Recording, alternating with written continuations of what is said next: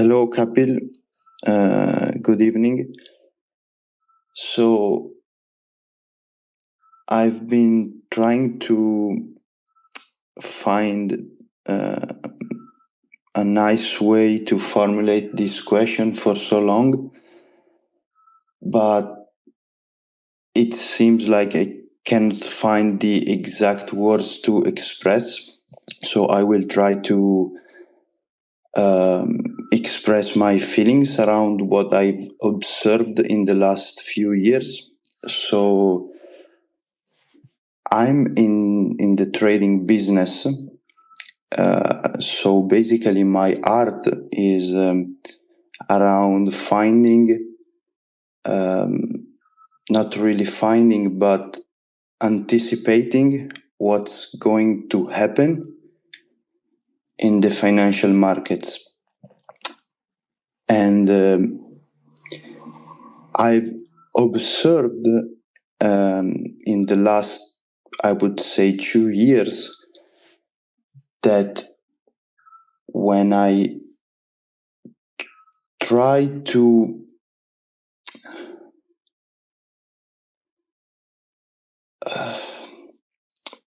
when I try to forcefully find a way to determine what's going to be happening in the future, this almost always fails.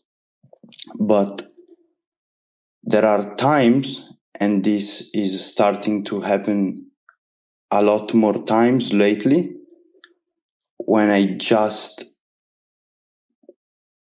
just like completely absent, and I don't really think about what I'm gonna do, and there's like this force inside, not force, but there's something that's not really me that's taking a decision, and it seems like what's your question? I would say that my question is,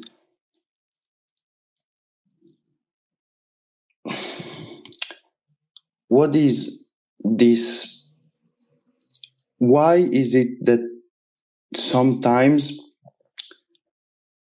this absence is quote unquote present, and sometimes that's really not here? So there's like interference. That's a prescriptive question.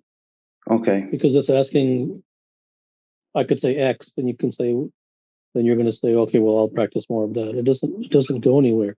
How long have you been doing what you do? It's been quite a while. It's been like 5 years now. Okay. And have you succeeded? Have you succeeded at what you do? Yeah. I would say that I'm pretty good at what I do. How good? How good are you at what you do? I'm currently competing in the world championship, and I'm first position. So The world championship of what? trading. Well, what does that mean? That you're in the world championship of trading. What does that mean? It's like competition between traders. So when you trade, that's your business, right? Yeah. That's how you make a living, right? Yeah. So if you make a living as a painter, then how good you are depends upon the quality of paintings that you make. If you make your living as a um, you know any kind of art, there isn't, like, the person himself, like there's a metric that one can judge. And in art, that metric is usually oneself. One knows the quality of what one does without lying to himself. But when one trades, then would you say the metric is money? It seems like the most money related profession is investing and trading. So is it the would you say that the metric and the judge of success is in that particular profession, it's money. It's that's all it is. Is that correct? As a soccer player, it's goals. As a basketball player, it's points. As a car manufacturer, it's number and quality of cars. As a painter, it's the quality of paintings. In investing and trading, it's money.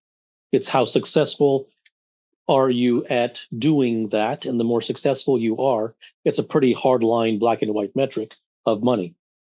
Is that correct? Yeah. Okay. So, have you made a lot of money? Since that's your metric in the field that you have chosen, have you made a lot of money? Yeah. Okay. But So, go ahead. Okay,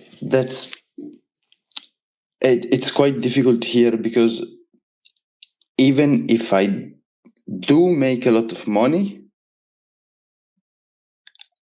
I would say that I'm I'm finding a lot of satisfaction, and I feel that my life is, I don't want to say complete, but And that's fine. That's fine. I yeah, mean, what yeah, you could get satisfaction from pulling weeds. That's fine. I mean, yeah, satisfaction is fine. That's an internal metric for what one does, and that is perfectly acceptable. But there is an extrinsic metric, and what I find is that most people who call themselves X or Y or a painter or a whatever or a trader, investor, or um, whatever it is. Um, they're not really good at it. And I think people are generally frauds. I don't trust them. Very few people are very good at what they do. So, I mean, the fact that you get satisfaction out of it, I appreciate that and I respect that because satisfaction from what you do is absolutely, that's gold. Okay. And it doesn't, and neither does it mean that you have to be successful as on an external metric. It doesn't mean that either. And that's fine. Whatever a human being is satisfied by, and I don't care if you make $1, that's fine. If you're satisfied by it, that's fine. But that type of idealism usually is for the books and the textbooks. It really isn't real life.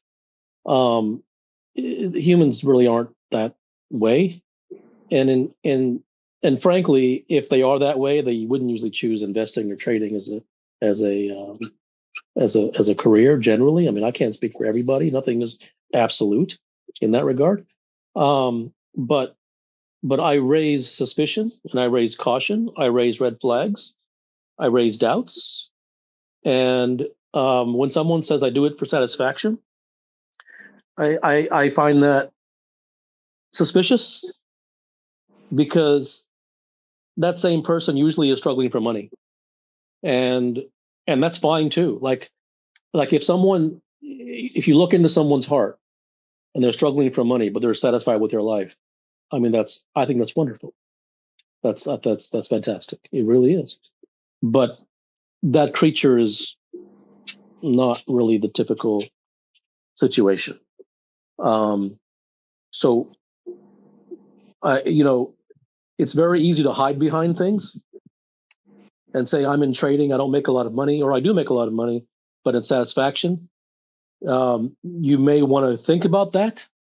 You may want to think about the veracity of your answer because I could line up 100 people here who do that profession, and if I hear it's about satisfaction to me, um, I don't think that's the whole answer. And rarely do humans give the whole answer, and rarely are humans truly exceptional at what they do.